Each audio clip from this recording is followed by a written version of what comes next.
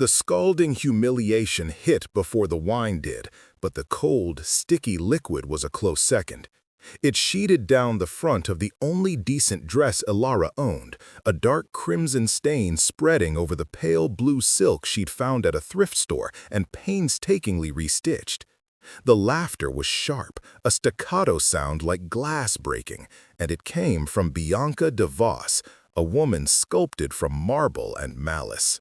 "Oh, darling," Bianca drawled, her voice carrying perfectly across the opulent, hushed ballroom. "It seems you're not just out of your depth, you're drowning in it. This is a gala for patrons, not projects." Bianca's eyes, cold and blue, flicked to the large canvas hanging on the auction stage. Ilara's painting. Her painting. The one that was supposed to save everything. The room swam, a circle of glittering sharks who had just smelled blood. Ilara's blood. She was trembling, a raw nerve exposed under the blaze of 1,000 crystal lights. Wait, before the next turn. If this story already has your pulse racing, tell us where you're watching from. To stay close when hearts break, debts are paid, and vows are whispered under city lights, subscribe and don't blink. Now, back to the scene. Ilara's breath hitched, caught in her throat. She couldn't move, couldn't speak, couldn't breathe. Every dollar she had, every last ounce of hope was pinned to that painting. The auction was for the new children's wing at the hospital, the same hospital where her little brother, Liam, was fighting for his life. The auction was her one and only shot. The organizers had called her this year's bright new discovery, a charity case they could parade. And now, this. Bianca, whose family owned half the city, had just marked her for destruction. The auctioneer, a nervous man in a tight tuxedo, cleared his throat, trying to regain control, but the whispers were already spreading, infectious and cruel. Ilara felt a tear break free, hot and angry, tracing a path through the wine on her cheek. She willed herself to move, to run, to scream, but her feet were lead. Then, the world stopped. It wasn't a sound, it was the absence of it. The whispers died first, choked off mid-snicker. The nervous cough of the auctioneer caught in his throat. Even the clinking of champagne flutes ceased. The air in the grand ballroom didn't just still, it solidified, growing heavy and cold, thick with a sudden suffocating pressure. Ilara, blinking back tears, looked up from the ruin of her dress, her eyes scanning the room, trying to find the source of the sudden, terrifying vacuum. He was just there. He hadn't entered from the grand staircase. He seemed to have materialized from the shadows at the edge of the room. He was tall, dressed in a black suit, so exquisitely tailored it seemed less like fabric and more like a second perfect skin. His hair was dark, his features starkly beautiful, as if carved from unforgiving granite. He wasn't looking at Bianca. He wasn't looking at the auctioneer. He was looking at her. His eyes. They were the color of a winter sky just before a blizzard, a pale, penetrating gray that seemed to see everything. The dress, the stain, the tears, the fight she'd already lost. The title flashed in her mind, a frantic headline from the city's underbelly whispers. Dante Volkov, the wolf, the man who owned the shadows the DeVos family only played in. He was the true power in the city, a name spoken only in hushed tones, a man who built hospitals with one hand and, so the stories went, filled their morgues with the other. This was the moment. The Mafia boss didn't say a word, but everyone in the room fell silent. Bianca, who had been preening, froze. Her painted-on smile twitched, the color draining from her face, leaving a pale, powdered mask. She looked like a woman who had just realized she was standing on a landmine. The silence stretched, thin and brittle. It was more terrifying than any shout. Ilara's heart hammered against her ribs, a frantic bird in a cage that had just been noticed by a hawk. Dante Volkov's gaze held hers. It was not kind. It was not cruel. It was possessive. It was the look of a man who had just seen something he wanted and was now simply waiting for reality to catch up. He began to move. He didn't rush. He didn't stride. He flowed, a predator moving through its territory, and the entire room was his. The crowd parted for him, a human sea receding from a dark shore. He walked past Bianca as if she were a piece of furniture, his gaze never leaving Ilara. Bianca let out a small, strangled sound as he passed, but he gave no sign he heard her. He stopped directly in front of Ilara. She had to tilt her head back to look at him, her neck aching with the strain. He was close, so close she could feel the heat radiating from him, smell the impossible scent of ozone, expensive wool, and something metallic, like cold steel. He still hadn't said a word. His eyes dropped from her face to the stain on her dress. A flicker of something moved in their depths. It was too fast to be called emotion. He reached up, and she flinched, but his hand was slow. He didn't touch her. He touched the ruined strap of her dress, his index finger tracing the silk. A spark, electric and cold, shot through her. Then, with a fluid grace, he shrugged off his suit jacket. It was an impossibly black, impossibly heavy thing. He didn't hand it to her. He draped it over her shoulders. It was so large it swallowed her, the hem falling to her knees. But it was warm, so incredibly warm. It smelled of him, an intoxicating, dangerous scent that wrapped around her, shielding her. The weight of it was a physical comfort, an anchor in the storm of her humiliation. She clutched it close, her knuckles white. Dante Volkov looked at her, wrapped in his jacket, and a muscle in his jaw clenched. It was the only sign of anything. He turned his head, just slightly, toward the auction stage. The terrified auctioneer was visibly sweating. Dante didn't raise a hand. He didn't raise a paddle. He didn't nod. He simply looked at the painting. The auctioneer fumbled, his voice cracking. Do I hear, do I? Dante's gaze remained fixed on the canvas. Then he looked at the auctioneer. "Sold!" the man yelped, banging his gavel so hard it echoed like a gunshot. "Sold! To Mr. Volkov! The painting, Hope in the Undergrowth, is sold!" A collective gasp went through the room, but no one dared whisper. He hadn't just bought the painting. Everyone in that room, including Ilara, knew what had just happened. He hadn't just bought a piece of art. He had bought her.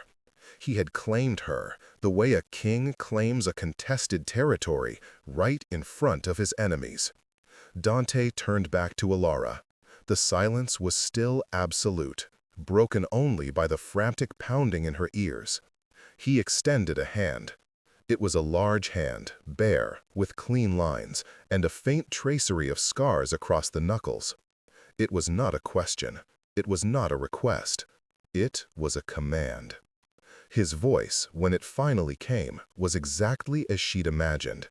It was a gravel-lined whisper, a rumble that seemed to come from the center of the earth. It was quiet, but it was the loudest thing she had ever heard. "Come." Ilara looked at his outstretched hand. This was the choice. Stay here and be devoured by the sharks Bianca commanded, or walk into the cage of the wolf. Stay here, and God only knew what she would lose. But the jacket was so warm, and his eyes promised Not safety, no. They promised protection. Her hand, small and trembling, covered in paint stains she hadn't been able to scrub off, rose. She placed it in his. His fingers closed around hers, a possessive, unbreakable grip. He didn't yank, he simply turned and began to walk. And she, wrapped in his jacket and held by his hand, was pulled along in his wake. He led her straight through the center of the ballroom, straight toward the grand doors. The crowd didn't just part, they scrambled to get out of his way, like iron filings scattering before a magnet.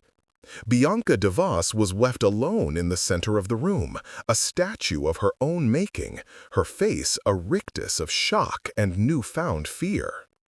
The heavy doors of the ballroom swung open, held by two of Dante's men, who had appeared from nowhere, and he led her out into the cold marble hallway. He didn't look back. And Alara, her heart a traitorous, terrified thing, clutched his jacket and didn't look back either. The doors swung shut behind them with the finality of a cell. The car was not a car. It was a fortress on wheels, a black, gleaming behemoth that waited at the curb, its engine a silent, purring threat. The night air was cold, but Alara barely felt it through the heavy wool of his jacket. One of his men, a mountain in a suit, opened the back door. Dante guided her in, his hand at the small of her back, a gesture that was less polite and more proprietary. The door shut, encasing them in an oppressive, leather-scented silence. The car pulled away from the curb so smoothly she didn't even feel the motion. The city lights blurred past, but inside the car, it was dark, tomb-like. Alara's mind was catching up, the adrenaline fading, leaving a cold, sharp dread. She was in a car with Dante Volkov, the man who didn't have a record because records were for people who got caught. The man who owned the docks, the unions, and, if the whispers were true, the souls of half the city council. She pulled the jacket tighter. "Where are you taking me?" Her voice was a pathetic squeak. He was sitting opposite her, the car's seating arranged like a lounge. He wasn't looking at her. He was looking out the tinted window at the city that was his, somewhere safe. "Safe?" she repeated, the word tasting like ash. "With you? I saw what happened in there. You bought my painting." "I did. Why?"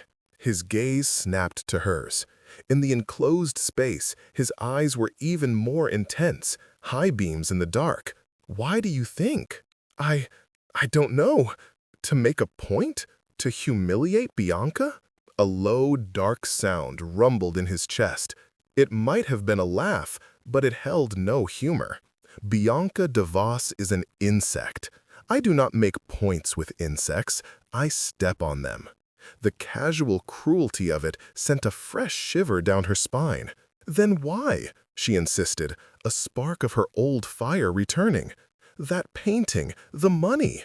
"The money is being wired to the hospital's children's wing," he said, cutting her off. "Double the auction price. It will be credited as an anonymous donation. Your brother's full medical expenses, past and future, are also being handled. They will be marked paid in full by morning." Ilara's world tilted. This was everything she wanted, and it was the most terrifying thing that had ever happened to her. Handled? What does that mean? How do you even know about Liam? "I know everything, Ilara." He said her name for the first time, and it sounded like a caress and a sentence all at once. "I know your brother has acute lymphoblastic leukemia. I know he needs a specific experimental treatment not fully covered by insurance. I know you've been working 3 jobs, coffee shop, library, and painting commissions for scraps to keep your shitty 4th-floor walk-up. I know your father ran out on you both, leaving nothing but gambling debts." He leaned forward, the shadows in the car clinging to him. "And I know that auction was your last desperate hope." She was speechless. He had laid her life bare, dissected it with the precision of a surgeon. You've been watching me. I watch everything in my city. I'm not in your city, she shot back, defiant. I'm just trying to survive. That, he said, is why you are in my car. The car glided to a stop, not in front of a building, but inside one, a private, subterranean garage. The door rolled shut behind them, sealing them in. He didn't wait for the driver. He opened his own door and was at hers before she could find the handle. He offered his hand again. This time, she didn't take it. She slid out on her own, clutching the jacket. They were in a private elevator. He pressed the top button, a glowing PH, with his thumb. The elevator moved, silent and fast. I can't accept, she said, her voice echoing in the small, mirrored space. The money, Liam's bills. There's always a price. I know how this works. Do you? He asked, looking at their reflection. He was so much taller, a dark tower beside her small, disheveled form. You don't just give things like that. You bought me in that ballroom. That's what it was, wasn't it? The elevator dinged, and the doors opened onto the sky. It wasn't an apartment. It was a glass box floating over the city. The penthouse took up the entire floor, with floor-to-ceiling windows on all sides. The city lights glittered below them like a carpet of fallen stars. The place was vast, minimalistic, and cold. Black marble, chrome, leather. Not a single personal touch. Not a book. Not a photograph. Not a single piece of art. I am not a person, she stammered, following him into the center of the vast living room. I'm not something you can just buy. Dante turned, his face unreadable in the ambient light of the city. I didn't buy you, Elara. I bought your problem. You were bleeding, and the sharks were circling. I merely changed the ecosystem. He walked to a massive, dark wood desk. You are correct. There is a price. Here it was. She braced herself, her hands clenching in the jacket. You need money. You need security for your brother. I need something. What? She whispered. He picked up a single sheet of paper. I need an assistant. Elara blinked. An assistant? Like files? Coffee? I have people for files. I don't drink coffee. He looked at her, that intense, dissecting gaze. I need someone with eyes. Someone who sees things other people miss.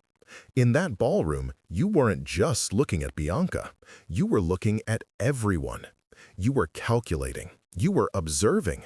You saw the weakness in the auctioneer, the fear in the man Bianca was with, the way she was trying to impress you, Elara finished, her voice flat. She was trying to show you she was powerful too, by crushing me. A flicker of something, approval, passed through his eyes. Yes, I need those eyes. I need someone at my side who is invisible, but who sees everything. Someone who can stand in a room and tell me later who was lying, who was afraid, and who was dangerous. You want me to be your spy. I want you to be my assistant, he repeated. You will live here. You will be at my side at all functions and all meetings. You will not speak unless spoken to. You will watch, you will listen, and at the end of the day, you will tell me what you saw. And in return? In return, Liam gets the best care in the world, in a private facility where he will be 100% secure. In return, your father's debts disappear. And you, he added, his voice dropping, will never be cold or hungry or humiliated again. You will be under my protection. It was a prison, a gilded, sky-high prison. And if I say no? Dante Volkov looked at her as if she just asked if the sun would rise. You won't. I might. You don't know me. "I know you will do anything for your brother," he said, his voice soft but with the unyielding finality of a blade. "And this is the only way." He gestured to a hallway. "Your room is the second on the left. Clothes have been provided. A car will take you to see Liam at 7 a.m. My driver will be at your door at 8:30 a.m. for your first day. Do not be late." He turned back to his desk, a clear dismissal. The conversation was over. Ilara stood there for a long moment, the warmth of his jacket a lie against her cold skin. He was right. He had known he was right from the beginning. She was trapped. She had traded a circle of sharks for a lone, patient wolf. "Mr. Volkov?" she said, her voice shaking. He didn't turn around. "Yes." "I'm not one of your possessions." He was silent. Then he looked over his shoulder, his face half in shadow. "Everything in this house is my possession, Ilara. Go to sleep." The next few weeks were a blur of gilded emptiness and high-stakes tension. Ilara's life fell into a strange bifurcated rhythm. Mornings began at 7 a.m. A silent driver in an identical black sedan would take her to the private facility. It was less a hospital and more a luxury medical hotel nestled in the hills outside the city. Liam had a sun-drenched private room, a dedicated nursing staff, and access to the best doctors. He was already looking better, his color returning, his eyes brighter. "This place is unreal, Ellie," he'd said the first time she visited, his voice weak but excited. "They have video games and ice cream whenever I want. Did you win the lottery?" "Something like that," she'd murmured, kissing his forehead. The lie tasted like guilt. At 8:30 a.m., she would be back at the penthouse, and her job would begin. Being Dante's assistant meant exactly what he'd said. She was a shadow. She sat in the corner of his vast, sterile office as he took meetings. Men in sharp suits with sharper eyes would come in, speak in low tones about shipping, logistics, and territories. Ilara would sit, sketchpad in hand, the one concession he'd given her, and watch. She sketched their faces, their hands. She learned that Mr. Petricelli twisted his pinky ring when he was lying. She learned that Mr. Lynn tapped his foot twice before he was about to ask for a favor. She learned that Dante's right-hand man, a terrifying, scarred monolith named Ivan, was the only one who ever made Dante's lips quirk in something resembling a smile. At the end of each day, Dante would dismiss his last appointment, and the heavy, soundproof doors would slide shut. He would pour 2 glasses of water, hand one to her, and say, "Report." And she would. "Petrocelli is skimming. He's twisting his ring every time he talks about the port numbers. He's afraid of you, but he's more afraid of someone else. Lynn is desperate. His request was a beg. He's about to lose his territory. And Ivan thinks you're working too hard. He's worried." Dante would just listen, his face a mask. He never confirmed or denied her observations. He would just nod, a short, sharp gesture. "Good, go." And she would retreat to her room, a space as large as her old apartment, with a wall of windows and a bathroom of cold marble. The clothes he'd provided were a full wardrobe of expensive, understated, severe pieces in shades of black, gray, and navy. Armor, a uniform. The push and pull was constant. He was her captor, but he was also her provider. He was cold, but he was never cruel. Not to her.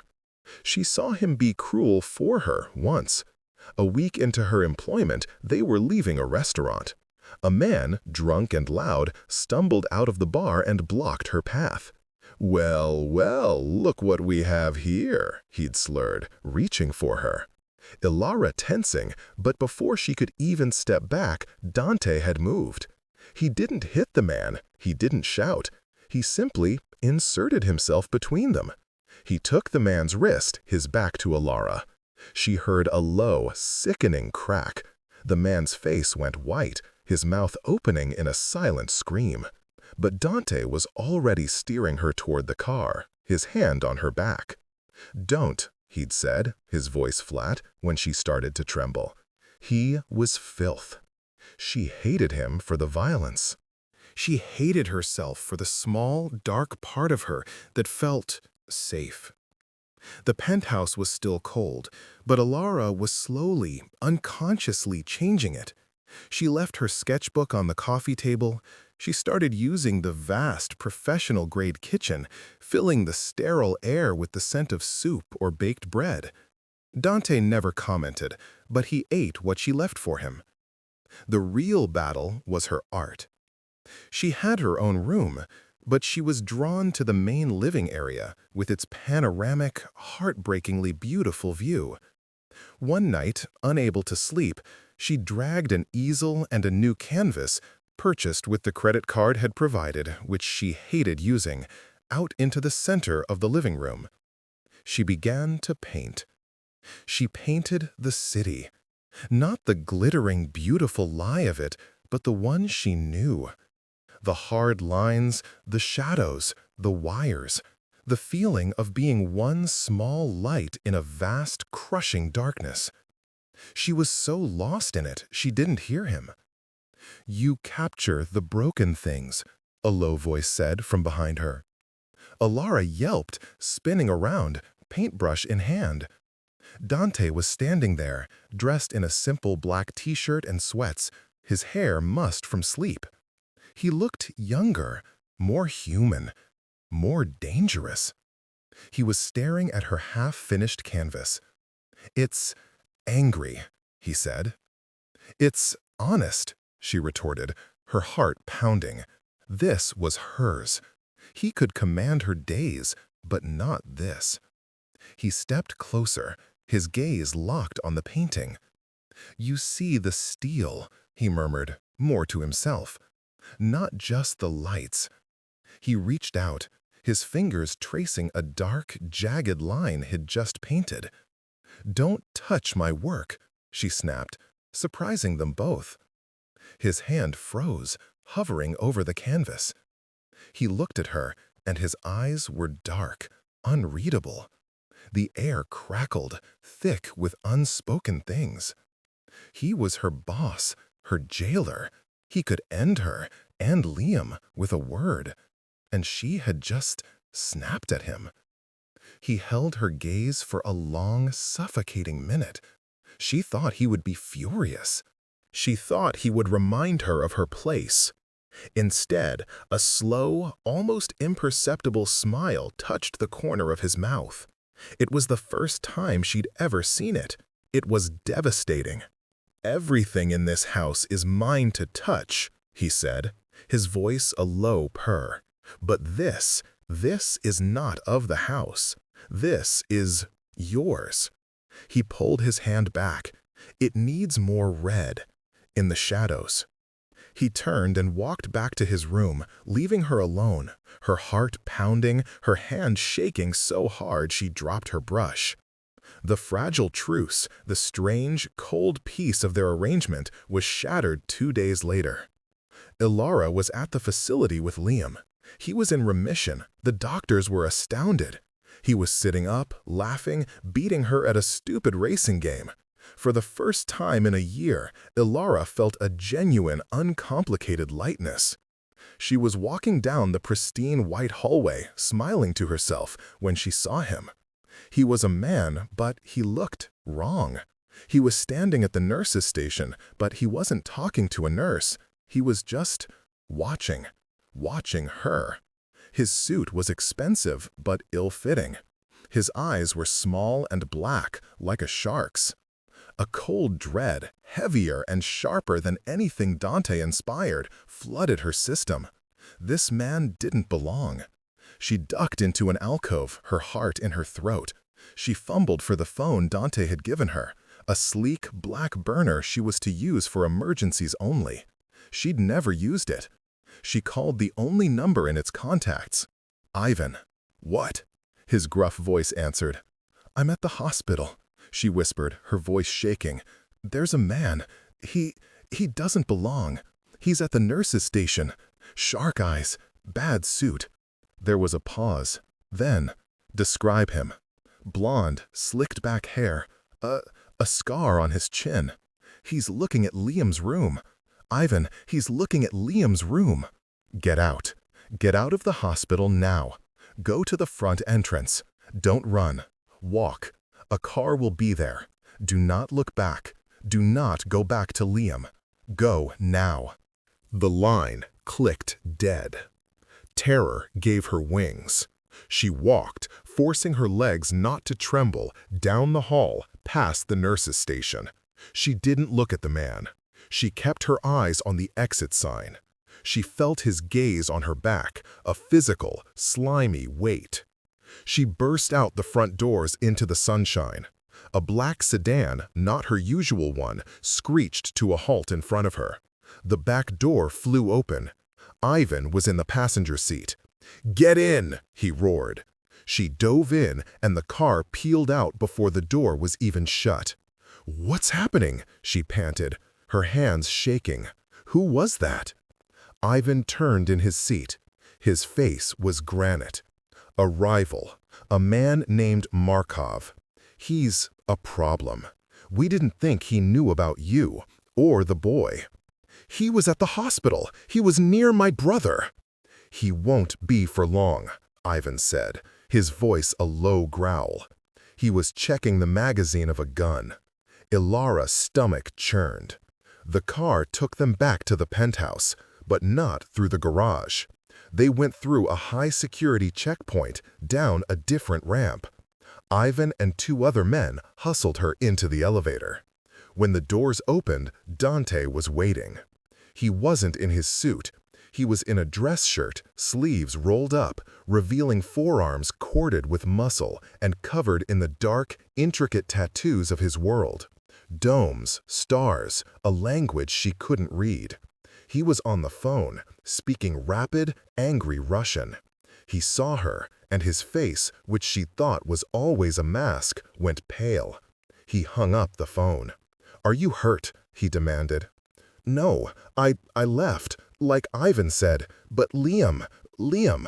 My men are at the hospital. They are moving him. Markov will not get near him." She was shaking so hard her teeth were chattering. You put him in danger. Me being with you painted a target on my brother, on me." "The target was already there," Dante said, his voice dangerously quiet. What does that mean? You said my father's deaths. You said they were gone." Dante's eyes were cold. "I said they disappeared. I didn't say I was the one who held them." A new, colder fear was dawning. "What are you talking about?" "Ilara," he said, and he walked toward her. "Your father, the gambler. What do you think he gambled on? What do you think his debts were?" I don't know. Cards? Horses?" "He gambled on people," Dante said, his voice laced with contempt. "He was a coyote, a small-time trafficker, and he didn't just have debts to Markov. He had a deal with Markov." She shook her head, a denial that wouldn't come. "No." "Yes. That painting at the auction, your one-of-a-kind piece. Your father had already promised it. To Markov. He promised the painting and the artist." Ilara's legs gave out. She would have fallen, but Dante caught her, his hands gripping her upper arms, holding her steady. "No," she whispered. "No, he wouldn't." "He did," Dante said, his voice brutal in its honesty. "The auction, it wasn't your saving grace, Ilara. It was your delivery. Markov set it up. He was going to buy your painting, and then collect his winnings. Your father was paid, and he ran. Bianca DeVos and her petty humiliation, that was just an accident, a coincidence. It just happened to be the moment I walked in." The breath was stolen from her lungs. Her entire life, the narrative she'd built, the struggling artist, the heroic sister, it was all a lie. She wasn't a victim of circumstance. She had been sold. "So, when you when you bought the painting. I wasn't buying you, he said, his voice rough. I was intervening. I was taking what Markov believed was his. I was starting a war. I just didn't tell you. The room was spinning. Why? She choked out. Why didn't you tell me? All this time, you let me think. You let me hate you? Because you wouldn't have believed me, he said, his grip on her arms tightening, as if he could physically force the truth into her. You had to see the monster for yourself, Markov. You had to see what you were really saved from. The trust, the fragile, unspoken thing that had been growing between them, in the shared silence, in the glances over the rim of a water glass, in the argument over her painting, it shattered, it exploded, leaving shrapnel. She tore herself from his grip, stumbling back. You lied to me. I protected you, he roared, his voice bouncing off the glass walls, the first time she had ever heard him raise it. The city lights seemed to tremble. It's the same thing, she screamed, tears of rage and betrayal streaming down her face. You took me from one monster and made me yours. You think this is better? This cage? This job?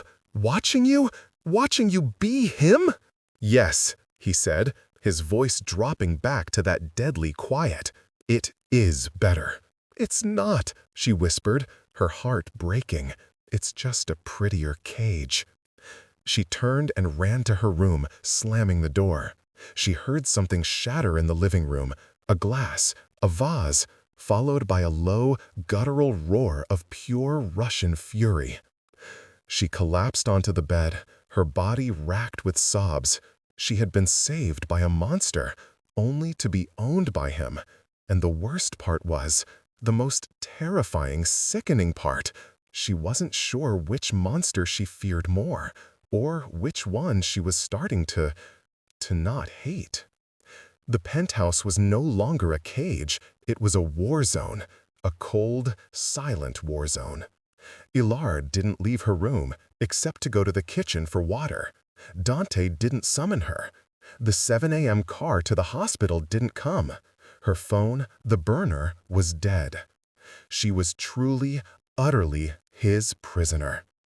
She spent 2 days in that room, fury warring with a terrible, hollow fear. Liam. What about Liam? Had Markov gotten to him? Had Dante moved him? Was he safe? The not knowing was a special kind of torture, and she knew Dante had designed it that way. She was pacing, a caged animal, when her door slid open. Not Dante. It was Ivan. His face was grim. He's moved the boy, Ivan said, not meeting her eyes. He's safe. A new facility. Untouchable. Relief made her sag against the wall. And Dante? He's busy. Ivan, she said, her voice sharp, what is Markov doing? Ivan looked at her, his expression complex. Markov is not smart. He is an animal. He lost the girl. He lost his prize. He is lashing out. He is trying to get to the boss. He is trying to hurt him by going after Liam. He can't get to the boy now, Ivan said, so he will try to get to the next best thing. Ilara's blood ran cold. Me. Ivan just looked at her. Dante locked me in here to protect me, she realized. Dante locked you in here because he is compromised, Ivan said, his voice low. He does not think clearly around you, and Markov knows it. He has made this public. He has challenged the boss. He is saying Volkov is weak, that he is being controlled by a slip of a girl. So what happens now? She whispered. Now, Ivan said, the boss must prove he is not weak. He must cut out the infection. He has to meet Markov. Meet him? Or kill him? Whatever the boss decides. Ivan's face was unreadable. He is leaving, now. He told me to watch you. Ilara pushed past him. No. She ran down the hall. The living room was a wreck. Her easel was overturned, her painting slashed, the canvas ripped from its frame. The glass coffee table was in 1,000 pieces. And Dante was standing by the elevator, in his suit, his black overcoat on. He looked perfect and terrible. His face was the mask she'd first seen, cold, empty granite. "Dante, no," she said, her voice shaking. He turned. His eyes were dead. "Go back to your room, Ilara. This does not concern you. It all concerns me. You're going to a war? I am going to end a problem," he corrected. "By killing him?" she cried. "Is that what you do? You just erase people?" "I do what is necessary," he said. The elevator doors opened. "Dante!" she screamed, and she ran to him, grabbing the lapels of his coat, a desperate, foolish act. "Don't! Please! Don't do this! Not for me!" He looked down at her hands on his coat. He was so still. "If you do this," she whispered, her voice breaking, "if you go out there and become that, then you are no better than him. You're no better than Markov." His eyes, those cold, gray eyes, flashed. He gripped her wrists, his fingers like steel bands. He didn't pull her hands away. He crushed them against his chest. "You think I am a good man?" he whispered, his face inches from hers. "You think I am redeemable? I am not. I am the monster that keeps the other monsters at bay. And you are the one thing that monster." He stopped, his jaw clenching. He shoved her away from him, so hard she stumbled and fell. "Stay out of this," he spat. He stepped into the elevator. "Wait!" She scrambled to her feet. A new, terrifying thought had entered her head. "Wait! This is what he wants! Markov, he's not just an animal. He's a snake. He's making you public. He's making you angry. It's a trap." Dante paused, one hand on the elevator door. "I handle traps. Not this one. He's not trying to fight you, Dante. He's trying to expose you. You said it yourself. He's lashing out. He's trying to hurt you. What's the one thing you can't control? Me. What's the one thing he knows I care about? Liam." A sudden, horrifying clarity. She grabbed her burner phone from the floor. It was dead. She grabbed Dante's personal phone from the shattered table. "Where is Liam?" she demanded. "You don't need to know." "Dante, where is he? Markov is not coming for you. He's not coming for me. He's going for Liam. He knows you'll move him. He's counting on it. He's just waiting. This whole thing, this challenge, it's a diversion." Dante's face, for the first time, showed a crack, a fissure of doubt. He looked at Ivan. Ivan was already on his own phone. "Boss," Ivan said, his face pale. The car that moved the boy, it's gone dark, it's off route." The blood drained from Dante's face. The mask didn't just crack, it shattered. He looked human. He looked terrified. "Where?" he roared. "Where is the last?" "The 14th Street Viaduct," Ivan said, reading his phone. 10 minutes ago." Dante was out of the elevator in a flash. He grabbed Ilara by the arm. "You're coming." "What? Why?" "Because," he said, his voice a raw wound, "you are the only one who saw it." The drive was a blur of screamed commands in Russian, tires squealing, and the sickening lurch of a car moving at impossible speeds.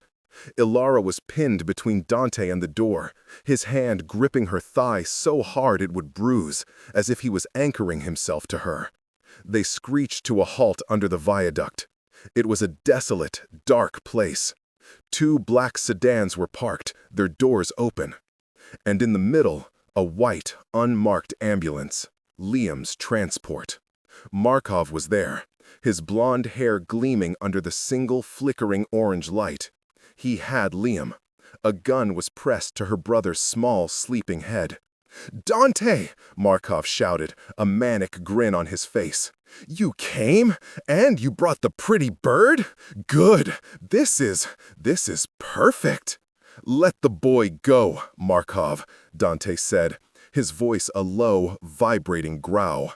He stepped out of the car, shielding Ilara behind him, pushing her back. "Your fight is with me." "My fight is with you," Markov laughed, "and I am winning. You see, you think with power, with muscle. I think with love. You love her, don't you? The big bad Volkov brought to his knees by a paintbrush?" He pressed the gun harder to Liam's temple. Liam whimpered in his sleep. "Don't," Ilara choked out from behind Dante. "Please, he's just a child. He's sick." "He's leverage," Markov spat, "and I'm cashing out. The girl for the boy. A simple trade. You for him. You walk over here, and your brother lives. Dante, he gets to watch." "No," Dante said, his voice flat. He pushed Ilara further behind him. "There is no trade. You are in my city. You are in my territory. And you are touching what is mine." "Everything is mine!" Markov screamed, his composure cracking. "She was mine! The debt was mine! You stole her!" "I took what was offered," Dante said, and he was calm. A terrifying, absolute calm. He was talking. He was stalling. "Your father's debt is paid, Markov, but you have incurred a new one. By coming here, by threatening a child. The council will hear of this. You are broken." "I am not broken!" Markov shrieked. "I am the one who breaks you!" He raised the gun, shifting his aim from Liam to Dante. Ilara saw it, the shift, the intention. She did the only thing she could. She ran. "No!" she screamed, and she launched herself out from behind Dante at Markov. It was a stupid, suicidal, impossible move. Time slowed down. She saw Markov's eyes widen in surprise. She saw Dante's face contorted in a mask of pure, primal terror, his hand reaching for her. She heard a shout, "Now!" It wasn't from Dante. It was from Ivan. And the world exploded.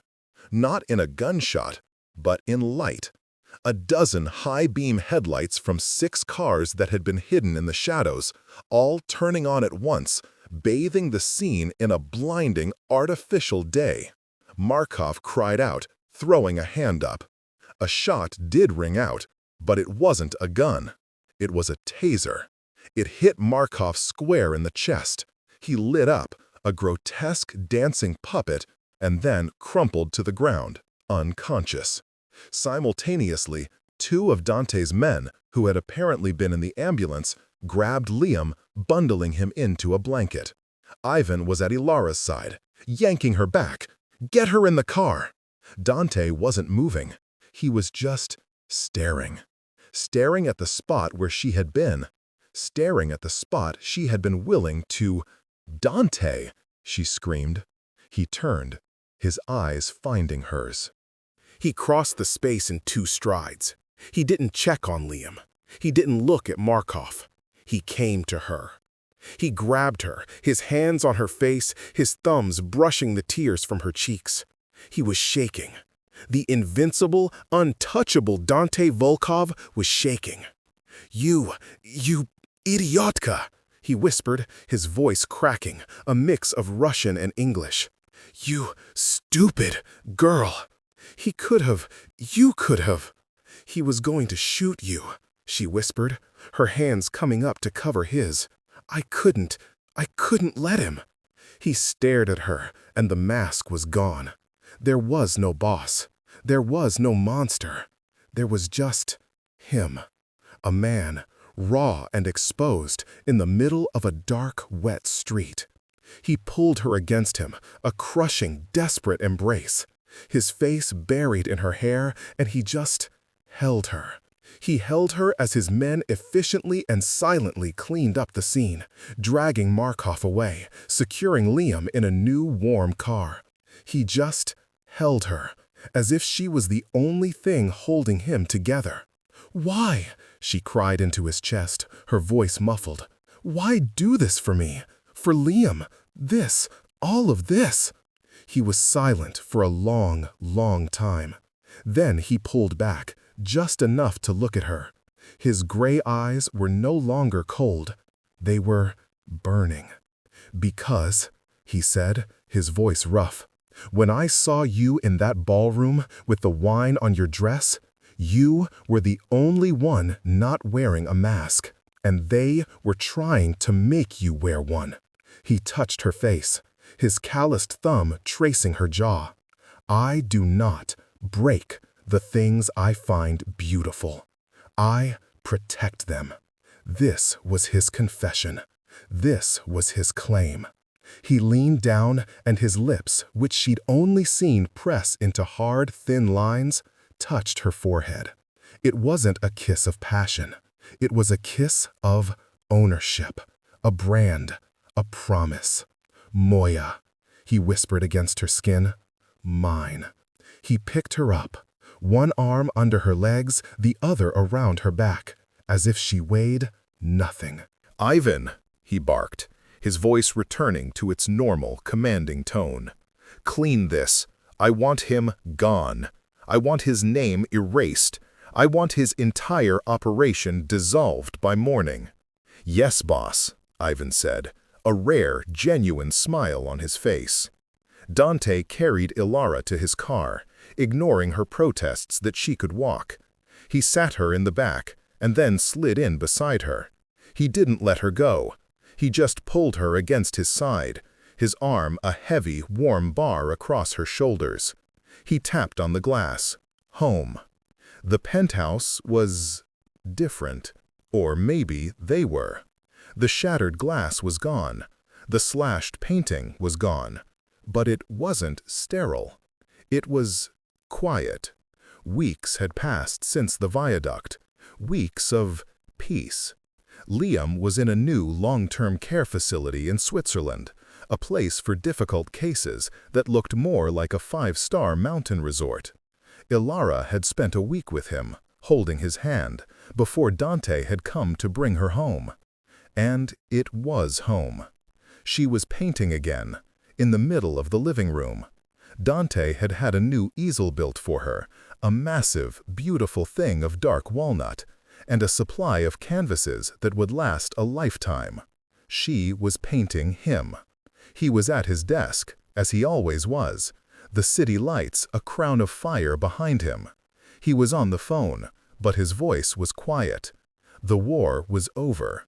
Markov had evaporated. His name was now just a ghost. Ilara sketched the line of his shoulder, the tension in his hand as he held the phone. He was beautiful, in the way a storm is beautiful. She was no longer his assistant. She was no longer his prisoner. She was his, and he hers. The world had found a new, strange balance. The staff, who had always been terrified of him, now treated her with a reverent, careful affection. She was the Chozyaika, the mistress of the house, the one who had tamed the wolf. She hadn't tamed him. She had understood him, and he, her. He hung up the phone, and the silence of the penthouse settled around them. It was no longer cold or empty. It was full. It was theirs. "You're staring," he said, not turning around. "You're moving," she countered, her charcoal pencil flying over the paper. "You're restless. You make me restless." He stood, stretching, the muscles in his back rippling under his fine-spun shirt. He walked over to her, his steps silent. He looked at her new painting. It was the one from the gala, the one that had been slashed. She was recreating it from memory. Hope in the undergrowth. But it was different. It was stronger. The colors were bolder. The light was brighter. "It's better," he said, his voice a low rumble. "So were you," she replied, not looking up from her sketch. She was drawing his hand now, the one with the scars. He reached out, and his fingers brushed her hair. "You are not afraid of me anymore." "No," she said, finally looking up at him. "Should I be?" His eyes were soft. "Everyone should be." "But I'm not everyone," she said, bold. A slow smile, the one that still wrecked her, touched his lips. "No, you are not." He took the charcoal from her hand, setting it down. He took her, paint-stained and small, by the hand and led her to the great glass window. Below them, the city sprawled, a kingdom of lights and shadows. His kingdom. He didn't look at it. He turned her to face him, his hands on her waist, blocking the view. He didn't need to see his city. He was looking at his world. "They're still watching, you know," she murmured, leaning her head against his chest. She could hear his heart, a steady, strong beat beneath her ear. "Let them," he said, his voice a protective growl. "Let them all watch." He tilted her chin up. He didn't say a word. He didn't need to. His lips met hers, and it wasn't a brand of ownership or a promise of protection. It wasn't a rescue. It was a beginning. In the glass, their two reflections, one dark, one light, merged into one. And outside, the city lights blurred, like 1,000 silent fallen stars.